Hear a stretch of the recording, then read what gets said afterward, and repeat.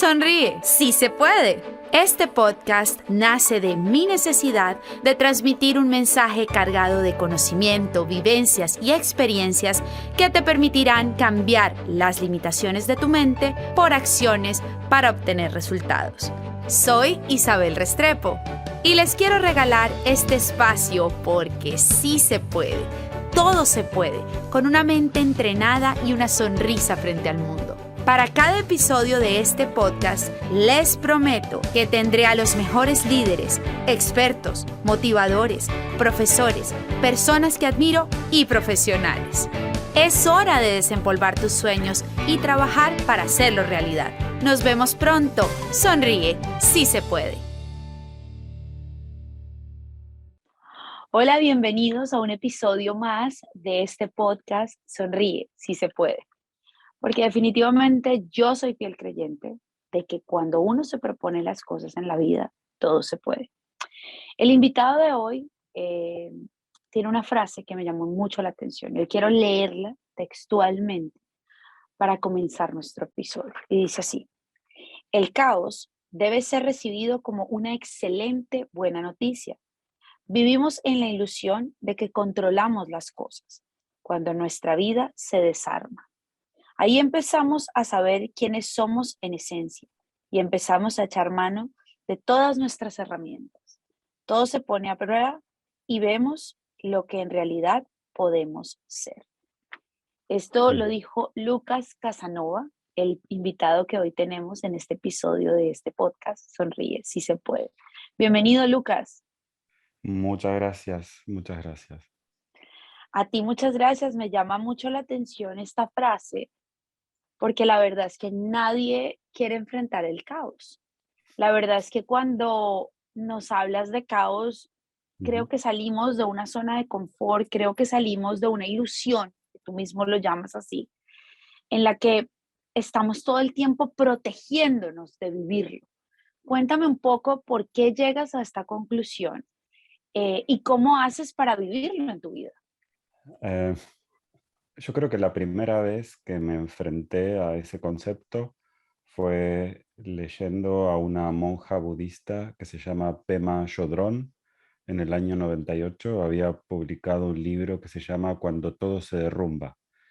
En ese momento yo trabajaba en el mundo corporativo, me dedicaba a trabajar en empresas de tecnología y creía honestamente que el orden era una forma de protegerse del dolor y del sufrimiento, que si uno llevaba una vida ordenada, eh, podía a la larga ser más feliz. Y digo a la larga porque cuando uno se construye estas pequeñas cajas donde la vida se vuelve estas cosas preconcebidas, es muy difícil ser feliz en el corto plazo porque estamos muy constreñidos por nuestras propias rutinas. Si tuviese que pensar cuándo para mí esto cobró sentido, yo siempre digo que he tardado mucho en aprender algunas cosas y por eso trato de compartirlas para ayudar a ver si la gente puede evitarse algunas lecciones difíciles de la vida. Creo que terminé de comprenderlo el 29 de septiembre de 2017, que fue el día que me diagnosticaron con un tumor cerebral.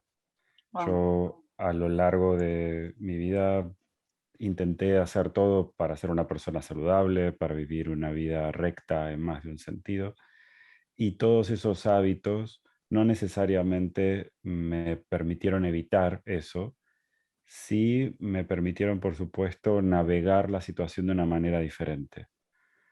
El caos para mí significó la posibilidad de dejar la armadura, de dejar esa chaqueta de fuerza y poder ser una versión más desestructurada de mí mismo, más auténtica y más espontánea. De eso habla la charla TEDx por la que mucha gente me conoce y el libro que acaba de publicarse al respecto de este tema. Pero ¿en qué momento? Porque me imagino que cuando te enfrentas a una situación de esas, obviamente lo primero no es decir, aquí viene algo maravilloso, sino lo primero es preguntarnos, ¿entiendes? Darnos contra las paredes, como se dice en lenguaje coloquial.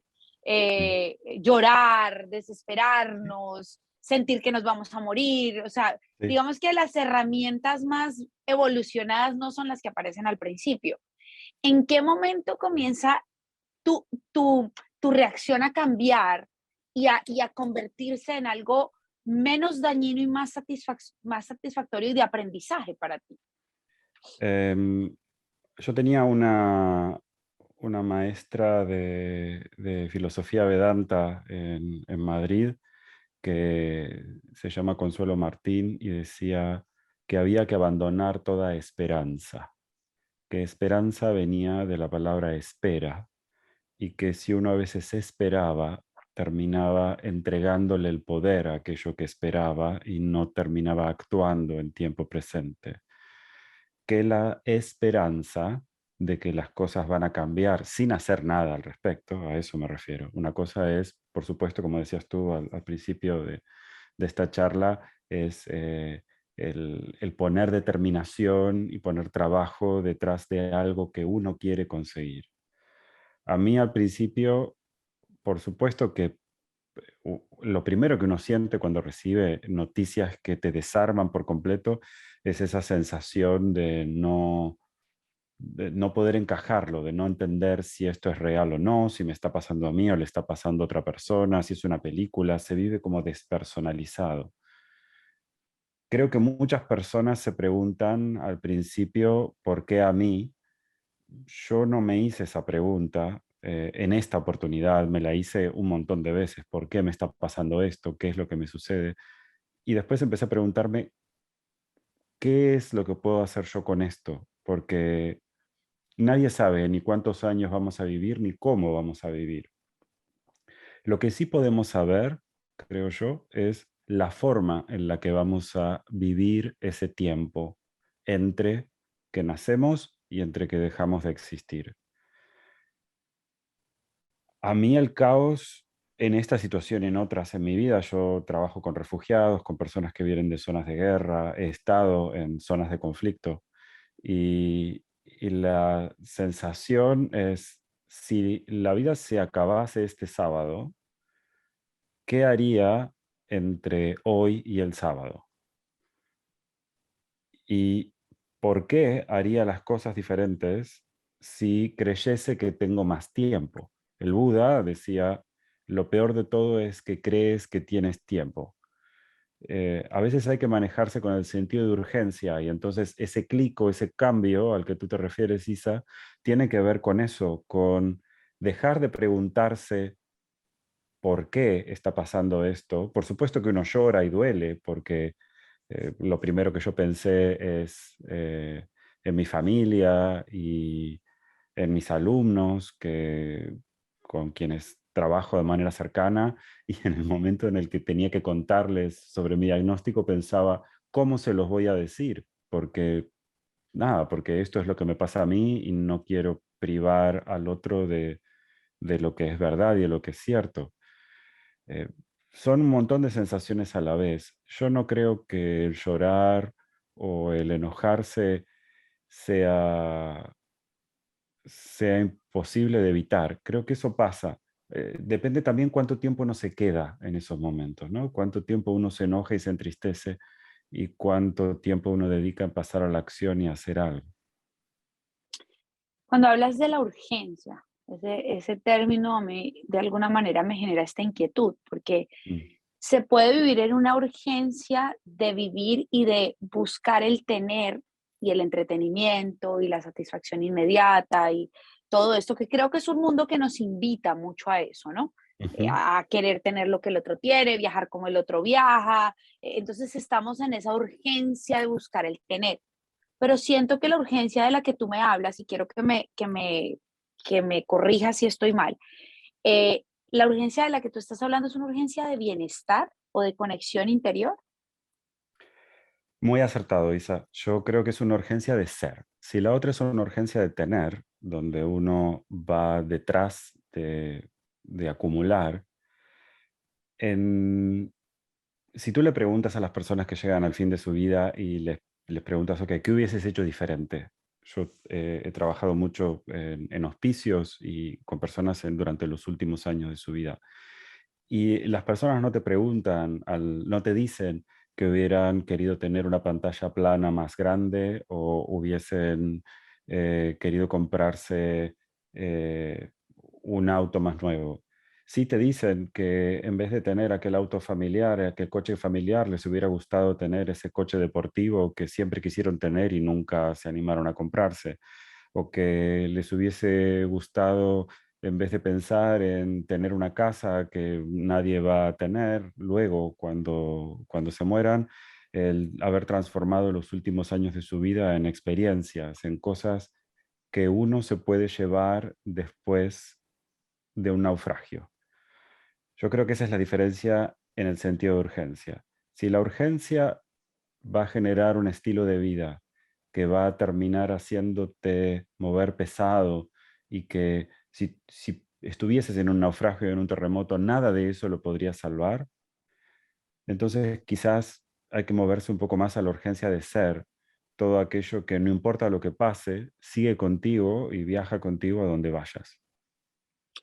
¿Cómo hacer una mezcla entre el ser y el tener? Y cómo vivir en eso. Porque está dicho que como seres humanos tenemos la idea de siempre querer más y de buscar nuestros éxitos profesionales, ¿no? Pero Ujú. ¿cómo generar esa conexión entre esas dos para que en ese lecho en el que tú has encontrado personas en ese auspicio, yo siento que en el lecho siempre debe haber una insatisfacción y siempre para uno debe haber algo que uno no hizo, Ujú. pero que haya una satisfacción más que una insatisfacción. ¿Cómo decirle a las personas que nos están oyendo ahorita, cómo comenzar un tránsito de vida en el que estoy llenando los dos espacios de una manera armónica? Yo creo que el problema es el apego. Cuando uno tiene, no sé, una taza para tomar té y se busca la taza eh, más grande que puede conseguir, que en mi caso esta taza es una taza que me permite tomarme medio litro de té en una sentada y para mí eso es importante, es una cosa. Pero si yo tuviese un armario lleno de tazas que no van a darme ningún tipo de experiencia porque no son solo para acumular y tenerlas, es diferente. Yo creo que el equilibrio entre ser y tener es también utilizar cada una de las cosas que forman parte de tu vida, cada uno de esos objetos, como vehículos para acumular experiencia, conocimiento o conexión. Vehículos para acumular experiencia, porque en el uso aparece algo desde lo sensorial hasta que en tu cabeza algo hace clic. Conexión, porque puede ser un vehículo para conectar con otros, o conocimiento, porque aprendo sobre, no sé, mis libros que están aquí detrás, o me ayudan a hacer algo diferente, o me ayudan a llegar a otro nivel. Pero si lo que tengo no me da ni más experiencia, ni más conexión, ni más conocimiento, lo único que estoy haciendo es acumular. Es natural en el ser humano acumular porque la mente humana no está hecha para ser feliz, está hecha para sobrevivir. Todo nuestro sistema nervioso está preparado para poder sobrevivir a la adversidad más extrema. La vida es muy frágil, los seres humanos somos frágiles. A pesar de ello, tenemos una gran inteligencia que nos permite protegernos de un montón de maneras. Vivo aquí en Oslo, que es muy al norte, donde se pueden ver auroras boreales en invierno, etcétera, donde hay 20 horas de oscuridad y en el invierno 20 horas de sol en el verano. Aquí en este país hay más renos que personas y así todo, esta casa es completamente segura porque hay buen aislamiento, buena temperatura, la ropa está preparada para eso. Hay un montón de objetos que son necesarios tener para poder vivir bien. Otra cosa diferente sería la acumulación sin sentido.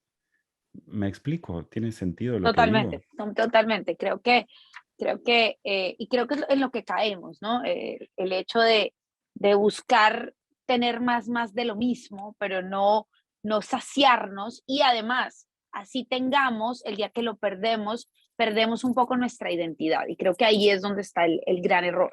Es Mm, romper ese nexo entre lo que tengo y mi identidad que no tiene absolutamente nada que ver. Si hoy me quiero comprar un Ferrari porque me encantan los Ferraris y porque todavía en la vida he tenido un Ferrari, perfecto, pero si mañana lo tengo que entregar porque no sé, o lo tengo que vender porque necesito ese dinero, o porque mm, ya no pasa nada, no dejo de ser yo porque ese Ferrari no está conmigo. Y creo que es a ver, eso en esta época es muy importante hablarlo y que una persona como tú lo explique, porque es que mm, vivimos en un mundo donde el tener es lo que nos define. Y mm, cuando tú vas a cualquier parte, cómo te tratan, vas a un restaurante, entras a un hotel, el otro día lo analizaba, la persona que entra con la cartera, no sé, de marca de diseñador y, no, y llega en su carro, no, bienvenida. La persona que viene de pronto en su taxi, ¿no? Sin cartera de diseñador, que de pronto va a trabajar al hotel, la ignoran completamente. Entonces estamos en una sociedad que nos define y define el trato de acuerdo a lo que tenemos, más no a lo que somos. Y creo que es una, a ver, una, es algo que tenemos que explorar en nosotros. Lucas, sí, eres terapeuta, cuéntame. sí. No, en lo que pensaba, en lo que me decía Sisa, que me parece muy importante, es que a veces nosotros evaluamos a las personas por la calidad de los objetos que poseen. Y hay cosas que podemos poseer que pueden ser muy valiosas y no necesariamente caras, ¿no? Eso lo ves en los artistas, en grandes artistas que producen cosas maravillosas que no necesariamente han sido caras, pero les damos mucho valor. Yo creo que la sociedad muchas veces hace foco en los objetos. Y yo siempre invito a las personas a preguntarse quién es la persona que está detrás y dónde está la valía. Porque yo he aprendido las cosas que considero más preciadas en mi vida de gente que ha vivido en lo que yo llamo y lo que el budismo también llama el camino del medio, donde no es un exceso hacia un lado y un exceso hacia el otro. No estoy hablando, y por eso mi podcast se llama Budismo en zapatillas, porque no es la renuncia absoluta y vivir en un monasterio o acumular solo por el hecho de acumular. Hay un camino en el medio donde la calidad de mi experiencia, de lo que yo voy experimentando, es tan valiosa o más valiosa inclusive que algunas circunstancias que tienen que ver con los objetos. Perdón, pero lo que dijiste me hizo pensar mucho. Cuando estás en tus terapias y hablas, Sí, tú eres un terapeuta que habla de la psicología integral y la psicología sí, positiva. Y sí. psicología positiva me imagino que no es un término de positivismo en donde todo el tiempo No, tenemos que estar positivos, sino no, positivo de acuerdo a un... no, no, no. Y eso sería bonito que lo explicaras, porque muchas Sí, personas dicen, ay, no, pero es que ¿quién puede estar positivo todo el día? Evidentemente no, pero ¿de qué no. se trata eso? Se trata lo que se conoce como psicoterapia basada en el budismo o psicoterapia transpersonal, tiene que ver con encontrar algo que yo pueda aprovechar en cada experiencia y hacerlo también pensando en el bien común. A veces es difícil, sí, porque eh, no sé, hay circunstancias en la vida que uno siente que son muy difíciles de transformar en algo que yo pueda utilizar para moverme hacia adelante. Yo trato de explicar a la psicología positiva como la mente del surfer. Cuando uno se sube a una ola y usa esa ola, que es una fuerza de la naturaleza incontrolable, producida por el movimiento de los océanos, de la gravedad y de la luna, donde el ser humano es un poquito más grande que un grano de arena en comparación a esa fuerza que se mueve, uno puede elegir utilizarla para moverse en la dirección en la que quiere ir. Inclusive se pueden utilizar las olas para meterse mar adentro, no solamente para ir hacia la costa. Y uno puede utilizar la dirección de las corrientes para ir en la dirección en la que necesite ir. La psicología positiva es aprender a utilizar eso y tener mente de surfer y elegir en qué olas me subo y a qué olas no me subo y hasta dónde voy a ir con alguna de ellas y en qué momento también es soltarlas. Es fluir, muchas veces se habla de fluir con lo que es y yo creo que de la misma manera que soltar, no es algo que esté muy explicado, ha sido muy sobresimplificado y la gente no comprende que cuando hablamos de fluir con lo que es, hay una fuerza que es más grande que nosotros y nosotros podemos ser parte de esa experiencia. Soltar es decir, no voy a pegarme a esto porque sí, es cierto que tengo un gran deseo de seguir teniéndolo en mi vida, me está arrastrando, porque muchas veces lo que no soltamos nos arrastra por el camino del sufrimiento. Creo que explicaría así la psicología positiva, como la mente de surfer, el subirse a una tabla y ver hacia dónde voy a fluir y cómo, y del camino de un terapeuta, identificar cuáles son las circunstancias que facilitan este tipo de recorridos. Lucas, tú eras antes de tu experiencia con el tumor cerebral, eras una persona conectado con tu espiritualidad, ya tenías, Mm, digamos que un tema de herramientas, todo esto, o mm, es algo que descubriste después de tu experiencia. mm. A mí me tocó aplicarme el cuento, Isa. Es eso, en inglés se Eso. dice walk the walk. Es exactamente eso. A mí me tocó aplicarme el cuento. Yo, como te contaba, trabajé en hospicios, en cuidados paliativos, trabajé con personas recientemente diagnosticadas con enfermedades terminales o crónicas. Me especialicé en psicología del trauma, con lo cual he trabajado muchísimo con personas que han sobrevivido, grandes resilientes que han sobrevivido con cosas que no pueden encajar en su vida. Y yo me encontré eh, teniendo que aplicar en mí todo aquello que le enseñaba a los demás. Y después de darme cuenta que algunas cosas las aplicaba sin saber realmente cuál era el impacto que tenían en los otros, creyendo que lo entendía. Eh, Otras me di cuenta que son maravillosas y que realmente sirven. Yo me siento muy afortunado de haber elegido ese camino. Creo que existe una inteligencia interna que a veces nos guía en la dirección en la que tenemos que ir, aunque no sepamos qué es lo que estamos haciendo. Algunas personas me decían, ¿por qué dejaste el mundo corporativo? ¿Por qué te dedicaste a enseñar yoga? ¿Por qué te pusiste a estudiar psicología? ¿Por qué te metiste en el camino del budismo? ¿Por qué te dedicaste a la psicología del trauma? ¿Por qué estás trabajando con personas que están en el final de su vida? ¿Por qué estás trabajando con personas que están completamente en un estado de caos y de desregulación? Y, y en la última semana de septiembre de 2017 lo entendí todo. Fue muy raro verlo al revés. Soren Kierkegaard, que fue un filósofo y escritor danés, decía que la vida se vive hacia adelante y se entiende hacia atrás. Y a mí esa frase creo que me la tatuaría en algún lugar porque creo que es enormemente cierta. Muchas veces nosotros vivimos sin darnos cuenta de por qué hacemos las cosas y mirando hacia atrás es muy claro verlo. A mí ahora puedo decir que lo que hago funciona desde otro lugar porque lo he tenido que aplicar en mí día tras día. Hay personas que creen que la actitud mental es importante, pero no se dan cuenta lo poderosa que es. Y lo quiero hablar Ujú, en todos los ámbitos. es Ámbito verdad. profesional, ámbito físico, ámbito, Ujú. todos los ámbitos. Desde tu experiencia con todo lo que has vivido, tanto en auspicios, personas con situaciones de trauma, tu propia experiencia como psicólogo, eh, ¿qué tan importante o qué tan poderosa es la mente para que nosotros podamos llegar a donde queremos, ya sea a nivel de sanidad física o ya sea a Ujú. nivel de crecimiento profesional? Yo voy a ser un poco controvertido aquí, porque sé que, y lo hablo con mis lectores, oyentes, consultantes, eh, colegas a diario, sé que existe una idea sobre el poder absolutamente ilimitado de la mente.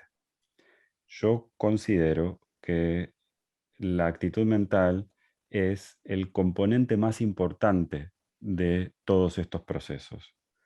Y no es el único. En el budismo se ve todo como multicausado, no como solo la relación entre una causa y un efecto, sino entre 5 o 6 cosas diferentes y quizás la misma cantidad del otro lado. Nosotros impactamos desde nuestra genética, nuestro medio ambiente, la gestión de nuestras emociones, nuestro pensamiento. Todo eso impacta sobre nuestra salud. De la misma manera que no solo cuenta lo que nuestros padres nos han dado o nos han enseñado en la escuela, sino que también el entorno en el que hemos crecido, cómo ha sido la relación con nuestros amigos y también, por supuesto, cómo ha sido inclusive la vida de nuestros abuelos y bisabuelos. Eh, yo reconozco en mí la resiliencia de mi abuela María, que fue migrante durante la época de la Guerra Civil Española, o la curiosidad de un bisabuelo que tuve, que era amante de los libros y capitán de navío y le encantaba investigar sobre la naturaleza de las estrellas. Todo está multicausado y nosotros formamos parte de una red, no existimos de manera aislada. Sí es verdad que sin la actitud mental no es posible avanzar, no es posible. Sería una gran casualidad que podamos movernos hacia adelante sin tener la intención de hacerlo. Solo con la intención de hacerlo puede no ser suficiente, pero sí es posible, aunque no consigamos el resultado que queremos, porque algunas veces la vida queda trunca o algunas circunstancias no funcionan como quisiésemos, sí es posible disfrutar del proceso. Yo he visto mucha gente escribir para que no la leyese nadie, porque no estaba en sus posibilidades en esa etapa de su vida en que nadie lo leyese. Pero el amor y la dedicación puesto en cada línea y leer eso al final del día es una experiencia que a mí me transformó.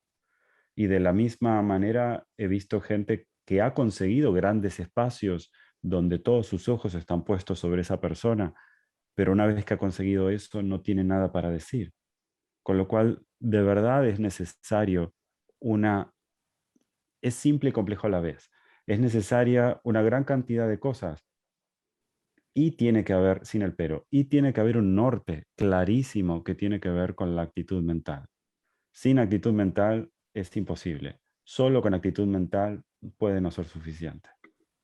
Creo que ahí hay algo que me despertaste mientras hablabas y es el hecho de que se habla de esa mente poderosa, de que todo lo puede, pero ese conjunto de cosas que somos como seres humanos a veces lo dejamos a un lado. Y qué Ujú. bonito esa explicación que nos has dado, porque es como recoger, ¿no? Un poquito de lo que somos. Evidentemente, como tú finalizaste, la actitud mental es una herramienta maravillosa, pero es como, es eso, una herramienta, no es el gran poder que si no tiene en cuenta los otros factores, de pronto no es tan poderosa como se piensa. Si no es Hay un gran una, hay, capricho, Isa, si no es un gran es un, capricho, es como quiero, quiero, quiero. Me parece bien que quieras, pero ¿qué haces con lo que quieres? Porque, bu- ¿no? No solamente es querer, querer es el 70% si quieres. Negociemos, digamos que es el 70%. El otro 30 es tus acciones, tu coherencia, cómo te llevas con los otros, si lo haces para el bien común o es una cuestión de desarrollo solo personal y propio. El aprovechar una ola que haya y un movimiento. Eh, Quizás si yo estuviese hablando de esto 10 años atrás, a nadie le interesaría. Hay una serie de combinación de factores que es necesario. No creo que sea una herramienta más, y por eso te interrumpía, perdón, pero me parece que es una muy importante. Entre el 70 y el 75% diría, pero el resto tienen que estar ahí. Yo hablo, tú dices que hace 10 años nadie te hubiera escuchado, pero en uno de mis podcasts anteriores hablaba con una psicoterapeuta también y, y llegábamos a la conclusión de que la sociedad de hoy no refleja todo el conocimiento que busca. Es Quiere verdad. decir, sabemos mucho, todos evidentemente estamos llenos de herramientas, nos leemos todos los libros, conocemos, pero a la hora de salir al caos, ¿no? Te das cuenta que no estamos actuando en coherencia de ese mundo que de alguna manera está despierto. Entonces, la pregunta, y quiero hacértela a ti porque me gustaría saber ese punto de vista, desde tu punto de vista, ¿qué está pasando? ¿Dónde estamos fallando? Porque hoy en día tenemos todo, no sabemos todo. Sabemos que nuestras emociones, si no las controlamos, acabamos con todo a nuestro alrededor. Sabemos que si no conectamos con nuestra espiritualidad, cualquiera que sea y de la que creamos, está faltando una parte muy importante de nosotros. Sabemos que no podemos dañar al otro, pero salimos y eso es lo que evidenciamos. Entonces, ¿qué crees que está faltando? Yo creo que hace 2600 años, Siddhartha Gautama, el Buda, lo decía claro, nuestra mente está hecha para sobrevivir. Si nosotros pensamos en la supervivencia personal y no en el bien mayor, vivimos en un estado de hiperalerta, donde constantemente estamos tratando de evitar situaciones displacenteras. La verdad es que es imposible evitar el dolor en la vida. No hay forma. No hay ni muralla más alta, ni sistema de medicina, de seguro de medicina privado más caro, ni dieta perfecta, ni relación maravillosa que te permita evitar el dolor de la vida. Es, esto lo sabemos desde hace muchísimos años. Lo que ocurre es que nosotros vamos muchas veces detrás de lo que yo llamo experiencias consumatorias, que lo que buscan es quitarnos el problema de encima, aquí y ahora, en vez de pensar en experiencias instrumentales, donde quizás esta experiencia es un poco displacentera y me va a ayudar a la vez a poder avanzar a un estado de mayor equilibrio. Por ejemplo, una relación de pareja es imposible de sostener sin una conversación incómoda. Quisiera que alguien me pruebe lo contrario. Es imposible de sostener una relación de pareja profunda, honesta y genuina. Es imposible de sostener sin una conversación incómoda. Desde me parece que tendrías que cuidarte un poco más, o a esto que has dicho, a mí me resulta muy difícil de manejar, tu madre es una persona encantadora, pero necesitamos hablar al respecto de ella y nuestra vida de pareja, o lo que fuese. No hay forma de sostener y de tener una relación profundamente amorosa sin tener una charla difícil. Sucede con la intimidad, sucede con un montón de cosas. Mientras evitemos las situaciones displacenteras, vamos a ser víctimas de nuestro propio cerebro que está tratando a toda costa de evitar el dolor de la vida. El dolor de la vida no hay forma de evitarlo. Lo que uno puede evitar es la opinión que tiene sobre el dolor de la vida. ¿Sí? Una cosa es, me duele el dedo porque me lo martillé intentando poner un cuadro. Hecho real de hace media hora atrás. Yo podría tener una opinión sobre eso diciendo que no fui lo suficientemente preciso, que utilicé mi mano izquierda, que tiene menos precisión que la derecha cuando son estas cosas. Yo soy zurdo, pero luego del tumor cerebral, etcétera, etcétera. Podría haber tenido toda una conversación al respecto de esto. O podría decir, he hecho lo mejor que he podido y estaba pensando que media hora tenía que conectarme con Isa por Zoom para el podcast y entonces quizá tenga que dejar esto para otro momento. Puedo ser más compasivo conmigo y cultivar esta otra cosa. En vez de creer uno que es superhombre y que tiene que hacer las cosas perfectas a la primera. Yo creo que también ese castigo que nos hacemos a nosotros entonces es lo que estamos reflejando afuera, porque todo el Exactamente. tiempo nos estamos culpando, dañando. Entonces, cuando encontramos, no sé, la persona que se te cruza en el tráfico, ella es la que lleva toda esa frustración de lo que nosotros mismos nos decimos en nuestras conversaciones internas. La persona que se te cruza en el tráfico, Isa, no sería saludable, pero sería casi hasta saludable. Nosotros le echamos encima todas estas frustraciones a las personas que no nos aman como nos gustaría que nos amen.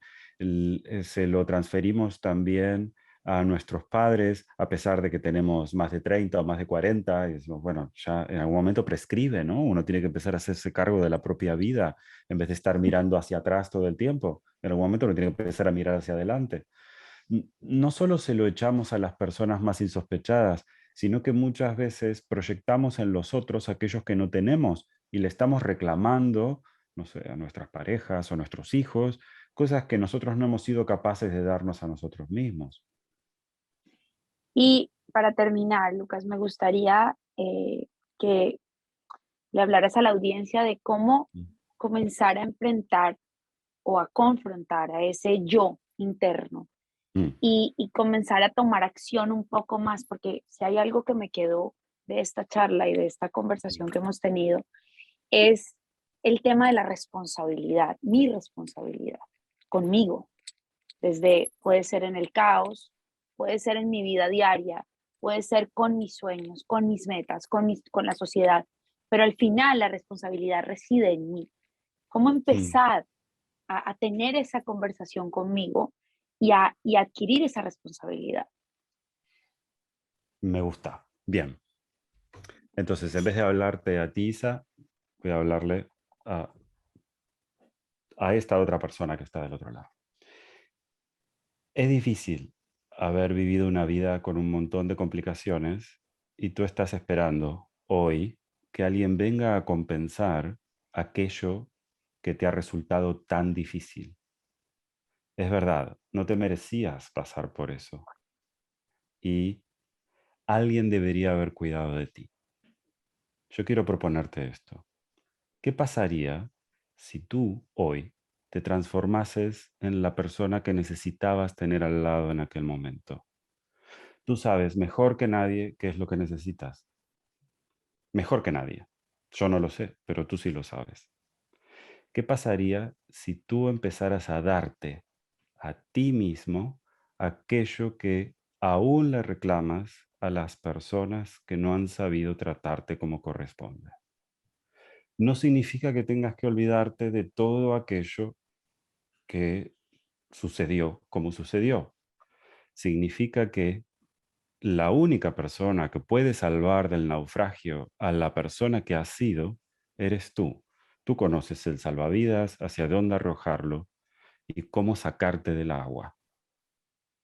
Tomar acción contigo es el primer paso. No siempre se puede solo, pero el primer abrazo debería venir de uno mismo. Qué linda reflexión. Lucas, qué linda manera de terminar este episodio.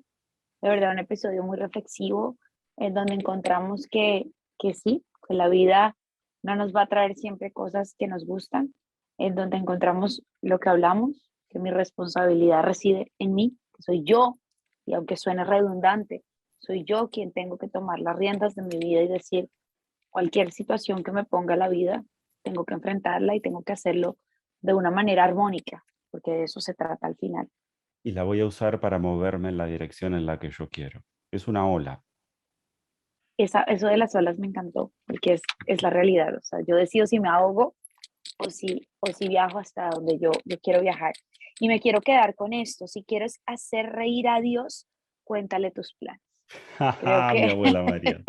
Sí, sí, sí. creo que es la frase más real que hay, ¿no? Estamos en un mundo de planificación, to-do list, aplicaciones, todo en nuestra vida reside en nuestros planes, pero la realidad es que de pronto Dios tiene otros y la mayoría de veces es cuando nos caemos duro, que no nos damos Mm. cuenta que los planes de él eran completamente diferentes a los de nosotros. Gracias, Lucas, por este Muchas espacio, gracias, Isa. gracias por esta conversación y te deseo lo mejor y las puertas de este podcast siempre estarán abiertas para ti. Igualmente. Un gran abrazo. Gracias.